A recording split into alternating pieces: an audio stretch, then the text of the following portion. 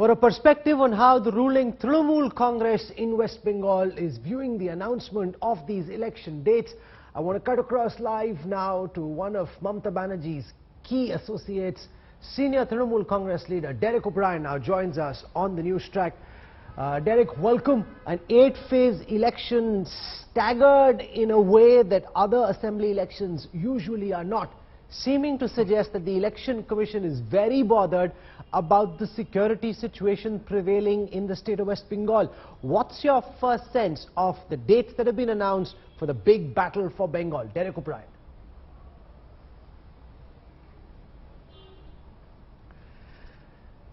Here it is. So we have 8 phases, 33 days, 23 central ministers will come to campaign, 6 chief ministers will come to campaign, 3 central agencies, CBI, ED, IT, tens of thousands of troops, infinity media, infinity money. All that is listed on one side, and on the other side we have one lady who's worked hard for 10 years. She'll be around for many more years in Hawaii chappals. That's the Bengal election for you as we see it. If you want me to talk in cricketing terms, well, Mr. Modi and Mr. Shah have figured it out that they will make the rules, they will make a pitch, they will make every kind of sub-rule also. But to we say, you've destroyed every institution in this country, but doesn't matter.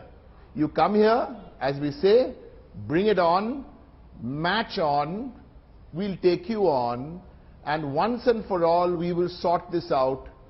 All this power on one side versus Bangla Nijer Me Ke Chai. That's it. You know, a lot of the bombast that we are hearing from you, Derek O'Brien, was also heard before the Lok Sabha election when you came on our show and said if they get more than if they get more than 0, they get more than 1, maximum 6, no more. And we saw how it ended up for the BJP in the end. The Bharatiya Janata Party, for its part, seems confident that they weren't able to penetrate South Bengal, even though they swept North Bengal. And I think in the last year and a half, they've been able to make inroads in the Trinamool bastions as well in the south of Bengal.